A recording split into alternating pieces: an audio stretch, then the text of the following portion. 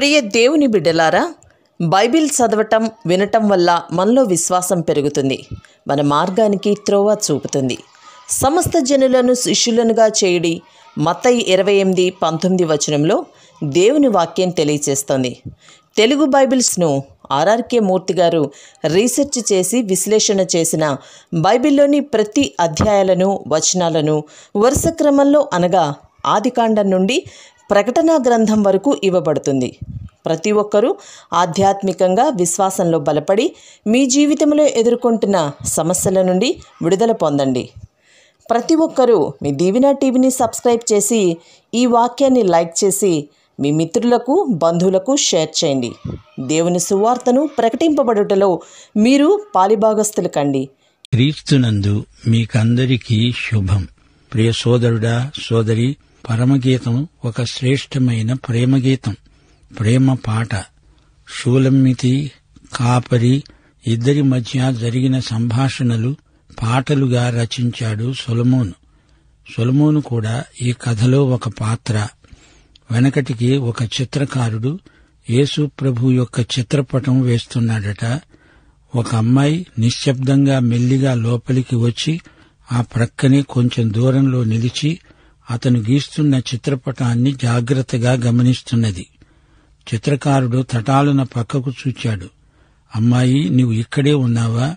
నేను గమనించలేదు అన్నాడు.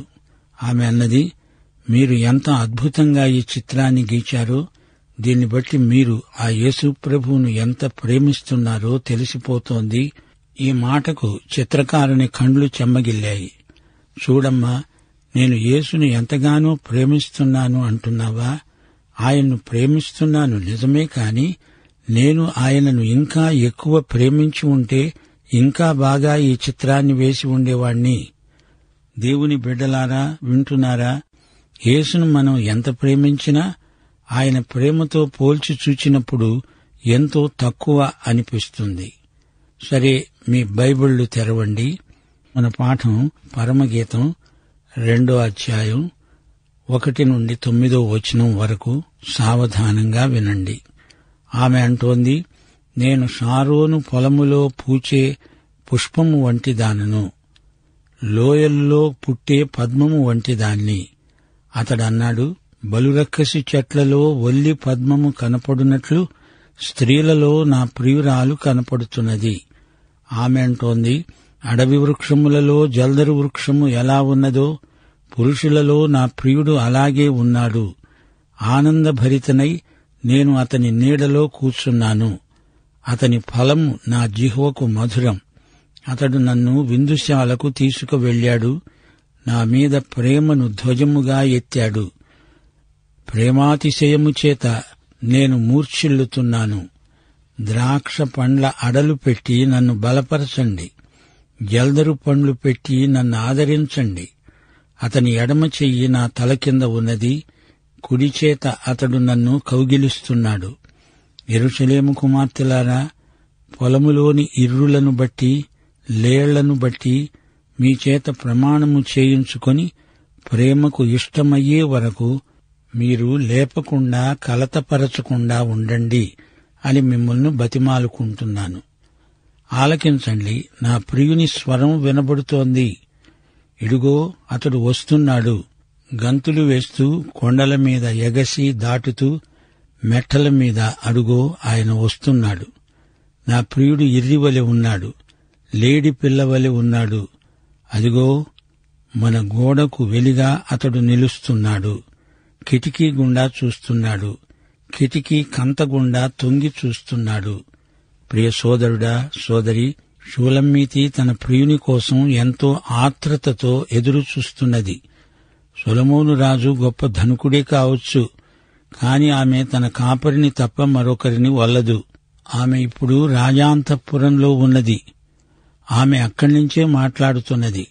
ఆమె చుట్టూరా యెరూషలేము కుమార్తెలున్నారు. వారితో తన అనుభవ సాక్ష్యం పంచుకుంటున్నది. నన్ను తొందర చెయ్యకండి. యెరూషలేము కుమార్తెలారా, మీ చేత ప్రమాణం చేయించుకుంటాను. నా ప్రేమను కలవరపెట్టవద్దు. నా దర్శనానికి అంతరాయం కలిగించకండి. ఇర్రి అంటే జింక, జింకల మీద లేళ్ల మీద ఆన. ప్రేమను తొందర చేయకండి అంటోంది. ప్రేమ అంటే తానే షూలమ్మితి. ఆమె దర్శనంలో ప్రియుని స్వరం వింటోంది. చెలికత్తెలారా, యెరూషలేము కుమార్తెలారా, నా ప్రియ కాపరి స్వరం నాకు తేటగా వినపడుతోంది. అతడు అడుగో వచ్చేస్తున్నాడు. గంతులు వేస్తూ పరిగెత్తుకుంటూ వస్తున్నాడు. కొండలను మెట్టలను దాటి వేగంగా వచ్చేస్తున్నాడు. గోడకు అవతల నాకు కనబడుతున్నాడు. కిటికీ కంతకుండా తొంగి నన్నే చూస్తున్నాడు. నా ప్రియకాపరి నాతో మాట్లాడుతున్నాడు. నేను షారోను పుష్పాన్ని. కైసరయ్యకు యొప్పేకు మధ్య షారోను పొలం ఉంది. ఆ పొలమెంతో సారవంతమైనది. షారోను రోజాను నేను. షారోను సొగసు వర్ణనాతీతం, సారవంతం, సువాసన భరితం. లోయలలో పుట్టే పద్మమును నేను. పద్మం పరమగీతంలో 6 సార్లు పేర్కొనబడింది. ఈమె రోజా, పద్మ. నల్లని దాన్ని అనుకుంటున్నారా? లోయలోని పద్మమును, షారోను గులాబిని అంటోంది షూలమ్మీతి. తన చక్కదనాన్ని తానే చెప్పుకుంటోంది. నా ప్రియకాపరి నన్ను ప్రేమిస్తున్నాడు. కాపరి అంటున్నాడు, నా ప్రియురాలా, నీవు వల్లి పద్మం నిజం. స్త్రీలందరూ బలురక్కసి చెట్లయితే నీవు వారి మధ్య వల్లి పద్మం. బలురక్కసి చెట్లా? అవి ముండ్ల చెట్లు. నీకు నీవే సాటి. లోయ ప్రదేశమంతటిలో నీవే నాకు వల్లి పద్మంలాగా అందంగా కనపడుతున్నావు. ఆమె అన్నది, ప్రియా, పురుషులందరిలో నీవు నాకు ఆపిలు పండులా కనిపిస్తున్నావు. ఇవన్నీ అడవి వృక్షాలు. నీవు ఆపిలు వృక్షం, జల్దరు చెట్లు. ఆపిలు చెట్టు నీడలో ఎంతో హాయి, సువాసన. నా కాపరివై నన్ను కాపాడుతావు. ఎండకు కమిలిపోయిన నాకు ఈ ఆపిల్ చెట్టు నీడ ఎంతో ఆనందం కలిగిస్తుంది. జల్దరు వృక్షపు నీడలో నేను ఆనందభరితను. ఆపిలు పండు నాకెంతో రుచి, కమ్మని పండ్లు, నా జీవకు మధురమైన ఫలాలు. 34వ కీర్తన 8వ వచనం. యెహోవా ఉత్తముడని రుచిచూచి తెలుసుకోండి, అనుభవించండి, ఆనందించండి. ఆమె అంటోంది, ఆయన నన్ను విందుశాలకు తీసుకుపోయాడు. నా మీద ప్రేమధ్వజమెత్తాడు. ఇది యుద్ధ భాష. ధ్వజం అంటే జెండా. అది ప్రేమ జెండా. ఆ జెండా కింద ఆమె తన ప్రియునితో విందుశాలలో ప్రవేశించింది. తనకు కాపుదల, కాపరితో సన్నిహిత సహవాసం, అందరి ఎదుట మంచి సాక్ష్యం. ఈ 3 అనుభవాలలో షూలమ్మీతి పరవశించిపోతున్నది. ప్రేమాతిశయము చేత నేను మూర్ఛిల్లుతున్నాను అంటోంది. ఆమెకు వచ్చిన ప్రేమ జ్వరం ఆమెకు శీతలోపచారం చేయవలసిందని యెరూషలేము కన్నికలను అడుగుతోంది. ద్రాక్ష పండ్ల అడలు, యాపిల్ పండ్లు ఆమెకు బలం రావాలి, ఆదరణ కావాలి. ద్రాక్ష పండ్ల అడలు బలవర్ధకమైనవి.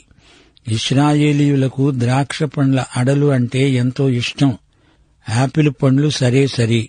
నా తల క్రింద నీ ఎడమ చెయ్యి పెట్టు, నీ కుడి చేతితో నన్ను చుట్టివెయ్యి. యెరూషలేము కుమార్తెలను సంబోధించి షూలమ్మీతి పాడిన ఈ అనుపల్లవి ఈ పాట మొత్తంలో 2-3 సార్లు పునరుక్తి అవుతుంది. యెరూషలేము కన్యలారా, పొలములోని జింకల మీద, లేళ్ల మీద ఆనపెట్టి మిమ్మల్ని బతిమాలుకుంటున్నాను. ప్రేమకు అనగా నాకు ఇష్టమైనంత వరకు నేనీ కలగంటాను, దర్శనం చూస్తాను. దయచేసి నా దర్శనాన్ని చెడగొట్టకండి, నా కలను కలత పెట్టకండి. లేళ్లు, జింకలు, వాటి హుందాతనం గమనించదగింది. కొండసీమలో, అరణ్యంలో ఉన్న అందమైన జంతువుల మీద ఆనపెట్టడం, ప్రమాణం చేయించుకోవడం, ఇదంతా ప్రేమ భాష. తన కాపరి ప్రియుడు గంతులు వేసుకుంటూ కొండలు మెట్టలు దాటి వచ్చేశాడు. తన ఇంటికి, ఇంటి దగ్గరికి, గోడ అవతలికి వచ్చి ఉన్నాడు. ఇడుగో ఇక్కడే నిలుచున్నాడు. జింకలాగా చంగణాలు పెడుతూ రివ్వున ఎగిరి వచ్చేస్తున్నాడు. కిటికీ కంతల్లో కూడా నన్నే తొంగి తొంగి చూస్తున్నాడు. నన్ను చూడ్డానికి నా ప్రియుడు ఎంతో తొందరపడుతున్నాడు. మధ్యలో గోడ అడ్డముంది. దేవుని బిడ్డలారా, వింటున్నారా? నీవు క్రీస్తును ప్రేమిస్తున్నావా? యేసు ప్రేమలో మనకెన్నెన్నో అనుభవాలు కలుగుతాయి. ప్రేమ పరీక్షలు కూడా ఎన్నో ఎదురవుతాయి. ఆయన నీడలో ఉన్నంతసేపు షూలమ్మితి ఎంతో హాయి అనుభవించింది. విందుశాలలో ప్రేమ ధ్వజం కింద క్షేమంగా హాయిగా విందారగించింది. కాపరితో ప్రేమను వ్యక్తం చేసే సంభాషణలో పాల్గొన్నది. అయితే ప్రేమయాత్రలో పర్వతాలు దాటాలి, మెట్టలను దాటాలి, అడ్డుగోడలుంటాయి. దేవుని బిడ్డలారా, పరమగీతం గ్రంథంలో ఎక్కువ కవిత ఉంది. ఉపమానాలు, భాషాలంకారాలు ఎక్కువగా ఉంటాయి. ప్రేమ భావాన్ని వ్యక్తం చేయడానికి రచయిత ప్రయోగించిన మాటలు కొన్నిటిని సరిగా అర్థం చేసుకోవాలి. వివాహము అన్నిటిలో ఘనమైనది.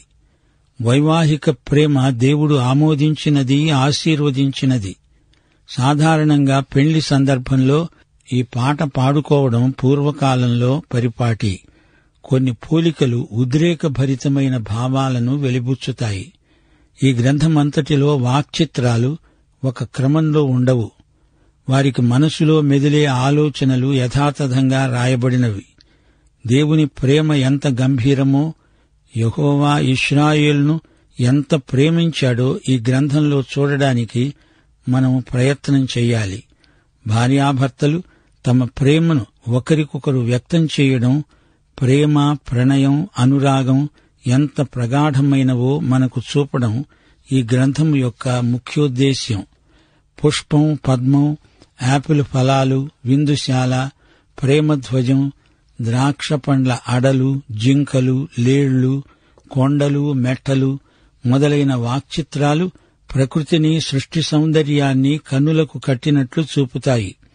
యేసు ప్రభువు తన సంఘమును గురించి, సంఘము తన ప్రియుడైన యేసుక్రీస్తును గురించి చెప్పిన మాటలు బైబిల్ అంతా వినపడుతూనే ఉన్నాయి. మత్తయి సువార్త 11వ అధ్యాయం 29వ వచనంలో ప్రభు అన్నాడు, నేను సాత్వికుడను, దీనమనస్సు గలవాడను, నా వద్ద నేర్చుకోండి. సాత్వికం ఆధ్యాత్మికమైన సౌందర్యం. అది మనం ప్రభువు వద్దనే నేర్చుకోగలం. షారోను రోజా ఎంతో అందమైన పుష్పం. షారోను పొలములోని సృష్టి సౌందర్యం వర్ణించబడింది. రోజా పుష్పంలో ఎంతో ఆకర్షణ ఉంది. అసలు గులాబీకి ముండ్లు ఉండేవి కాదు. అందమైన గులాబీ ముండ్లలో ఎందుకుంది? ముండ్లు శాపానికి, పాపానికి సంకేతాలు. నా శరీరంలో ముళ్ళు ఉందని అపుస్తలుడైన పౌలు అన్నాడు. ఆదికాండం 3వ అధ్యాయం 18వ వచనం, భూమి ముండ్ల తుప్పలను, గచ్చ పొదలను మొలిపిస్తుంది అనే శాపానికి ఇది ఫలితం. షారోను పొలమంతటిలో రోజా పుష్పం ప్రత్యేక ఆకర్షణ. యోహాను సువార్త 6వ అధ్యాయం 35వ వచనంలో యేసు ప్రభు నేనే జీవాహారమును అన్నాడు. ఆకలిగొన్న వారి అక్కర ఆహారం. పరలోకము నుండి వచ్చిన జీవాహారం యేసుక్రీస్తే. అయితే ఆయన సంఘం ఆయన శరీరమే. నా శరీరము తినండి అన్నాడు ప్రభు. లోకంలోని ప్రజలకు ఈ రోజున యేసు శరీరం సంఘమే. యోహాను సువార్త 15వ అధ్యాయం 1వ వచనంలో ప్రభువు నేనే నిజమైన ద్రాక్షవల్లిని అన్నాడు. ద్రాక్షరసం ఆయన రక్తానికి సూచన. యేసు రక్తం ఆయన సంఘ శరీరంలో స్రవిస్తుంది. యేసు రక్తము, యేసు శరీరము తన సంఘం పంచుకుంటుంది, పంచిపెడుతుంది. సామెతలు 31వ అధ్యాయం 6వ వచనం, ప్రాణం పోతున్న వానికి మద్యం ఇవ్వండి, మనోవ్యాకులము గలవానికి ద్రాక్షరసం ఇవ్వండి. ఏసే జీవాహారం, ఏసే ద్రాక్షరసం. ఆయన శరీరము, రక్తము దేవుని సంఘమునకు అనుగ్రహించబడిన పరిశుద్ధమైన 2 దినుసులు. ఏసే షారోను పుష్పం. కాని ఆయనను బట్టి సంఘము కూడా షారోను పొలమందలి పుష్పమైంది. యేసునందలి సత్యం, పవిత్రత, సౌందర్యం ఆయన సంఘానికి సంక్రమించాయి. మత్తయి సువార్త 6వ అధ్యాయం 28వ వచనంలో ప్రభు అన్నాడు, అడవి పువ్వులు ఎలా ఎదుగుతున్నాయో ఆలోచించండి. తన సమస్త వైభవముతో కూడిన సొలొమోను సహితము వీటిలో ఒక్కదాని వలె కూడా అలంకరించబడలేదు.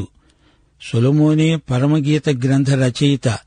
అతడు యేసుక్రీస్తునందు ఆయన సంఘమందు కనపడే రొట్టె ద్రాక్షరసం యేసుక్రీస్తు యొక్క శరీరాన్ని రక్తాన్ని సూచించే ప్రవచన పదాలు పలుకుతున్నాడు.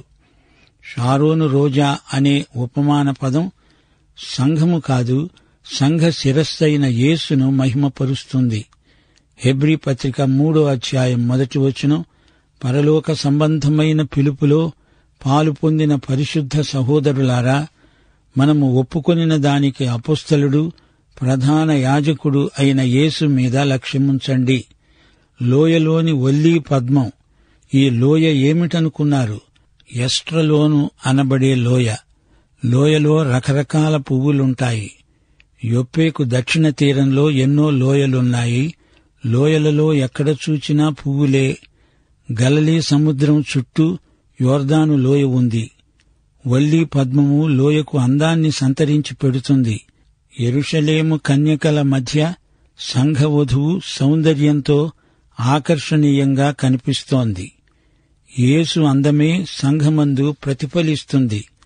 లోకమంతా ముండ్ల పొదలున్నాయి. వాటి మధ్య దేవుని సంఘం యేసు అందాన్ని పరిమళాన్ని వెదజల్లుతోంది. ఇది ఎంతో అర్థవంతమైన ఉపమానం. దేవునికి స్తోత్రం. జల్దరు వృక్షం అంటే యాపిల్ చెట్టు. యాపిల్ చెట్టు యేసుక్రీస్తుకే సాదృశ్యం. యాపిల్ అన్నప్పుడు అసలు పాలస్తీనాలో సాధారణమైన పండ్లు యాపిల్ ఫలాలు కావు. పాలస్తీనాలో నారింజ పండ్లు ఎక్కువ. అక్కడి నారింజ చెట్లు నీడకు ఎంతో మంచివి. ఈ జల్దరు వృక్షపు నీడలో భార్యాభర్తలు ఎంతో ఆనందిస్తారు.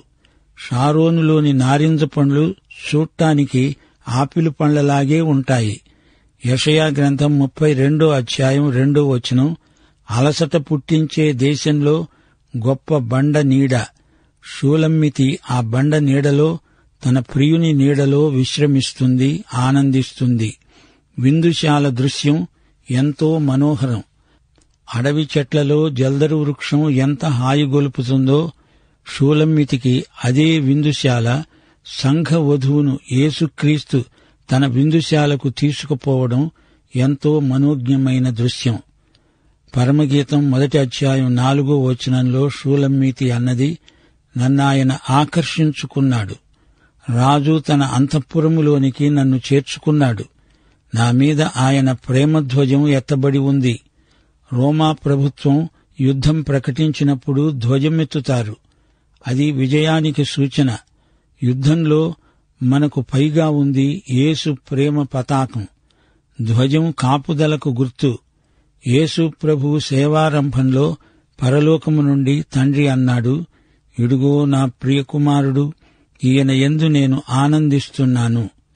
మత్తయి సువార్త 3వ అధ్యాయం 17వ వచనం. ఆయన సమయం వచ్చే వరకు శత్రువులు ఆయన మీద చెయ్యి వెయ్యలేకపోయారు. అంతవరకు తండ్రి యొక్క ధ్వజం ఆయనను కాపాడింది. ఆయన సమయం వచ్చినప్పుడు వారు ఆయనను బంధించారు, ఆయనను సిలువ వేశారు. ఆయన అనుభవించిన సిలువ శ్రమ ఎంతో తీవ్రమైనది. మత్తయి సువార్త 27వ అధ్యాయం 46వ వచనం, నా తండ్రి, నా తండ్రి, నీవెందుకు నా చెయ్యి విడిచావు అని ఆయన ఆక్రందన చేశాడు. ఆయనను వారెంతో చిత్రవధ చేశారు. మత్తయి సువార్త 27వ అధ్యాయం 43వ వచనంలో వారాయనను అపహసిస్తూ అన్నారు, ఈయన దేవుని కుమారుడు గదా, దేవుణ్ణి నమ్మాడు గదా, ఇప్పుడు ఆ దేవుణ్ణి రమ్మను, తన కుమారుణ్ణి కాపాడుకొమ్మను. దేవుడు తన కుమారుణ్ణి ఎంతో ప్రేమించాడు కాబట్టే 3వ దినాన ఆయనను మృతులలో నుండి లేపాడు. మరణము నుండి తన ప్రియకుమారుణ్ణి కాపాడాడు. ఈ రోజున ఆయన విశ్వాసులపై ఆయన రక్షణ జెండా, కాపుదల జెండా ఎగురుతున్నది. జెండా యుద్ధంలో కాపుదల సూచన. జయరాజు యేసు జెండా క్రింద సేవకు వచ్చాం. గొర్రెపిల్ల పెళ్లి విందు. ఆయన వధువు సంఘం ప్రేమతో పరవశించిపోతున్నది. ఇప్పుడు ఆయనతో మనం బల్ల సహవాసం అనుభవిస్తున్నాము. బల్ల మీద దేవుని వాక్యాహారం వడ్డించబడి ఉన్నది. యేసు ప్రభువు జన్మ వృత్తాంతం మనకెంతో సంతోషం కలిగిస్తుంది. యేసు బాలుణ్ణి దేవాలయానికి తెచ్చారు. అదొక విందుశాల. మరియా, యోసేపు, సుమయోను, అన్న, అందరూ విందుశాలలో ఉన్నారు. వారందరూ రక్షకుణ్ణి చూచి రక్షణానందం అనుభవించారు. లూకాసు వార్త 1:53 ఆకలిగొన్న వారికి ఆయన మంచి భోజనం తినిపించి తృప్తి కలిగించాడు. ఆయన ఎడమ చెయ్యి నా తల క్రింద ఉంది. ఆయన కుడిచేత్తో నన్ను కౌగిలించుకున్నాడు. ఆయన మనలను శోధనల నుండి కాపాడతాడు. ఆయన నిన్ను, నీవు ఆయనను కిటికీ గుండా చూచుకుంటున్నారు. త్వరలో గోడ కూలిపోతుంది. ప్రియ సోదరుడా, సోదరి, నీవి యేసుక్రీస్తును నీ స్వకీయ రక్షకుడుగా అంగీకరించావా? రక్షించబడ్డావా? అయితే ఈ పాఠము నీకోసమే. మన ప్రభు అయిన యేసుక్రీస్తు వారి దివ్యకృప, తండ్రి అయిన దేవుని పరమ ప్రేమ, పరిశుద్ధాత్మ యొక్క అన్యోన్య సహవాసము, సమాధానము, సంతోషము, సహాయము మనకందరికీ నిత్యత్వము పర్యంతము తోడై ఉండునుగాక. ఆమేన్.